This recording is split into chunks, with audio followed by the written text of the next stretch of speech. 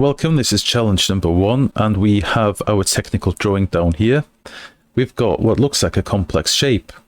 It's basically a box with 3 cuts into it. We have a cut at the top, at the side and at the bottom, and we've got 2 holes as well. We're given the dimensions of the sides, and we can calculate any sides that are not given to us based on the other ones here.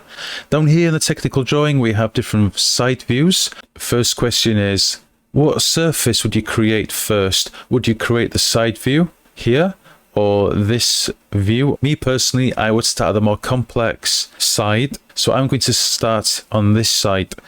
Let's get started.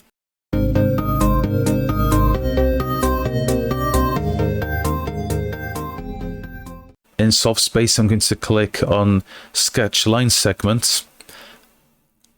And if you're wondering what I'm doing here, I'm just going to sketch roughly what this shape looks like from the side.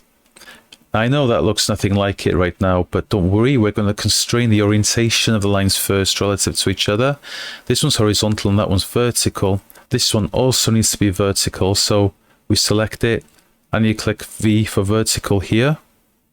And this one needs to be vertical as well. Even if it looks vertical or horizontal, but doesn't have the letter next to it, it isn't. It has to have the letter next to it to be perfectly horizontal or vertical. I'll do the same thing for the others now. Now I'm going to check the model, make sure I've not missed anything. Okay. Now I can start constraining the lengths of the lines. Let's start with this one over here, 35 millimeters, which is this one. There are shortcuts to these constraints, but I'm just going to show you which buttons to press for now. So I need to constrain distance and type in 35 millimeters. And these are all in millimeters, by the way. I prefer to put the constraint measurements outside of the shape. It's just my preferred workflow. Notice here as well, when I was adding the constraints, I broke the sketch I did earlier. So I'll drag that line back up. And this line has a distance of 60 millimeters.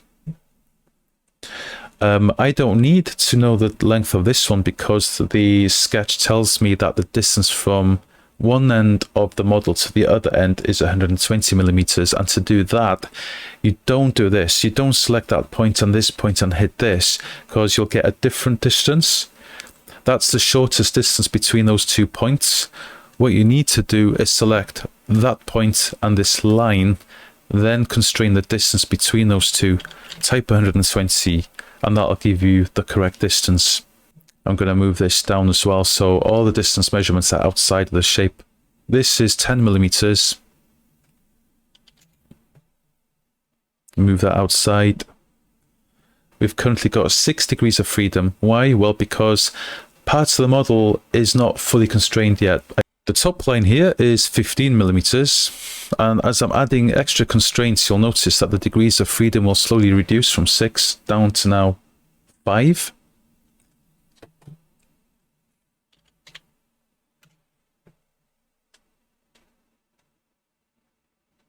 This one's already constrained. So what I'll do for your reference, I'll select it, and as a reference, if you click on the distance constraints here, it'll automatically put a ref there for reference for you, because you can't change its value because we've constrained the line beneath it. So if we add all these up here, it'll give us 120. So 90 plus 30 is 120, which we have on the other side of the model there. We've got 4 degrees of freedom left, and we need to constrain this line. So that should be,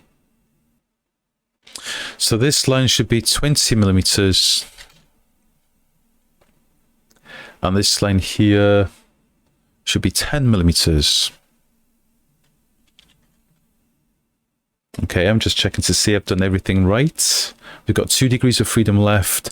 So I need to anchor the model now. So you can choose any point you like. I'm just going to happen to choose that one and the origin, and then click this constraint point on point. And now we've got 0 degrees of freedom. Okay, I've just checked everything, but I'm going to add a deliberate mistake in this, and I'll show you why later. I'm going to double click on this. I'm going to make it 15. Okay, it should be 20, but I'm going to make it 15. Let's extrude the model. And we're getting there slowly, but the depth of the model has to be 60 millimeters.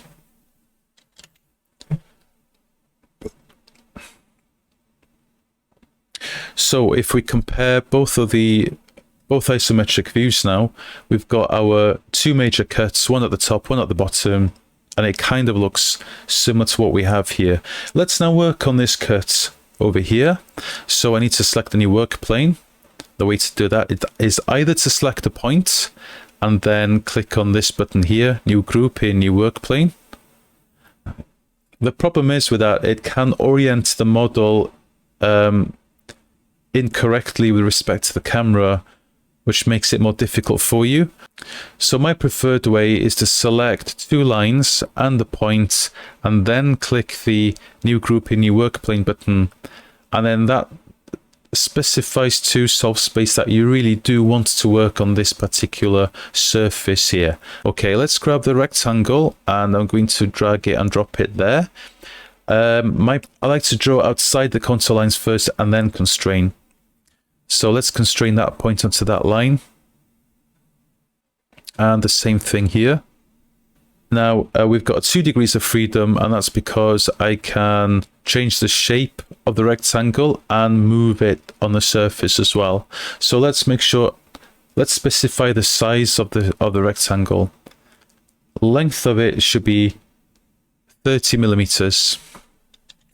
And I don't need to worry about the width because that's been constrained onto the work plane right now. We've still got 1 degree of freedom left, and that's because I can slide it backwards and forwards. I need to specify the distance from the end of the rectangle from this point here to this line.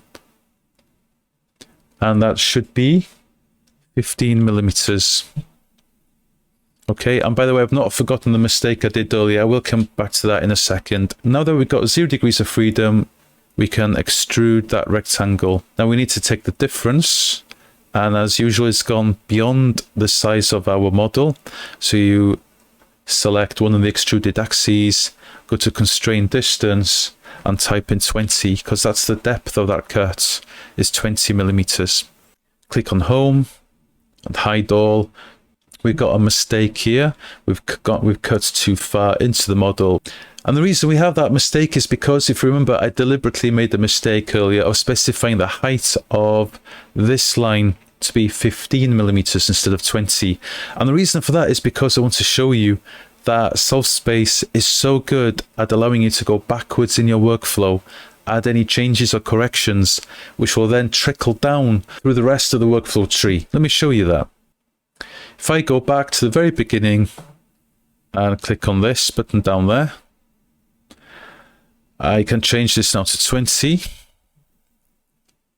And if I go back to the final product that I just had now, you'll see that any changes I made previously in my workflow tree has trickled down to the final results here. I think that's so cool. I hope you find that helpful. Anyway, let's go back to the isometric view, and now we need to put the holes in. And I need to specify the surface for the holes. So it's this one. I'll select these 2 lines at that point and click here. That now is the surface you'll be working on. Click on that circle, draw it here. It's now drawing it on that work plane. And I'm deliberately going to make a mess here. So I've got 2 very different circles. Let's constrain the sizes of them. I'll specify the diameter of this one to be 20 millimeters. And I want these 2 to have the same diameter. So I'll select them and hit constrain equal length. See, that line specifies they have the same length. Now they're orientated incorrectly. So let's select the centers and let's make them vertical to each other. So if I move these circles now, they'll always be vertical to each other. We've got 3 degrees of freedom, and that's because I can move them about. I need to specify the distance between them. That'll be 1 degree of freedom. So I'll select both centers and type in 45 millimeters. We've now got 2 degrees of freedom. That's because I can move them in the plane. So let's specify the distance from this circle to that plane. So I'll select the center of that circle and that line. And that should be 20 millimeters. And the distance from this circle to the outer line should be 30 millimeters. Now we've got 0 degrees of freedom. So let's extrude the model. Take the difference. And let's take this point and that surface, and let's constrain that point to be flushed with that surface. And you'll notice that because we've got a cut here, this point isn't. So I hope that was useful for you. Things we've learned in this particular challenge is we've looked at how to translate a technical drawing in SolveSpace. Ask yourself first, where's the best place to start? And for me, it's at the side that looks more complex. We've looked at how SolveSpace keeps track of your workflow as a tree diagram in the properties panel, and that you can go back in that, make changes, which will then trickle down through that workflow tree. So having done that, let's move on now to the second challenge.